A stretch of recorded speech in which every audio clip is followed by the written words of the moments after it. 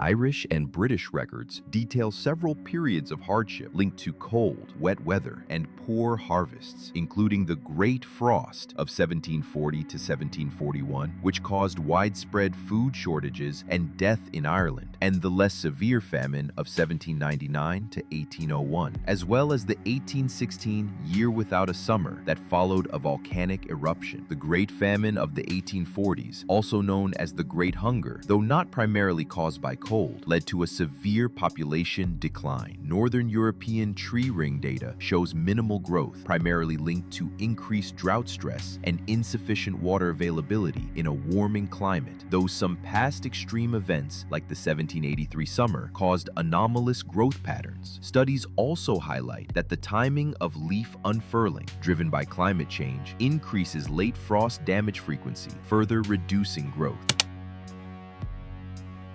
China has recorded yellow dust events historically, but such phenomena are rare in summer, being primarily a spring and autumn occurrence, with summer frost being even less common. While frost is associated with colder periods and dust with desert regions, modern science indicates severe spring dust storms carry pollutants and mineral dust, often impacting air quality significantly and causing flight disruptions and health issues. The collapse of certain agricultural provinces can be due to factors like urban development encroaching on farmland, plummeting export markets, high production costs, increasing debt, and severe weather events. Specific provinces, such as in the U.S. Midwest, are experiencing farm collapses because of factors like canceled contracts, inability to secure fertilizer, and logistical issues with shipping. In regions like Florida, citrus production is declining due to the greening disease, high input costs, and inadequate compensation for storm damage, leading to shifts away from large-scale farming.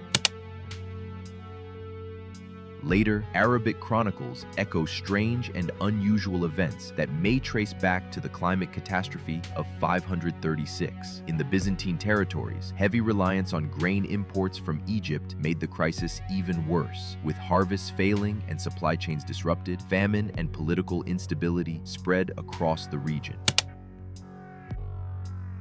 Although no written records exist from this era, scientific evidence tells the story. Andean ice cores reveal clear signs of severe climatic disruption, suggesting that the Year Without Sun was truly global in scope, impacting pre-Columbian populations across the Americas.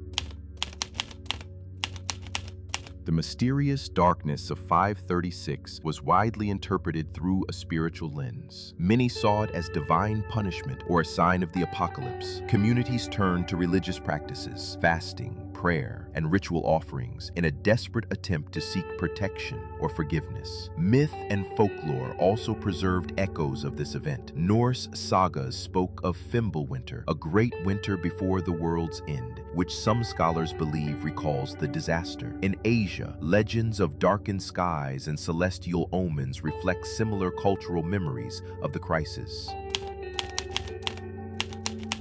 As if famine and fear were not enough, disaster struck again only a few years later, the Justinian Plague. Arriving in Constantinople, it devastated an already weakened population. Eyewitnesses described bodies piled in the streets and staggering death tolls. The long-term consequences were immense. Mass depopulation, slowed urban development, halted building projects, and growing political instability. Together, the famine and plague marked one of the darkest turning points of late antiquity.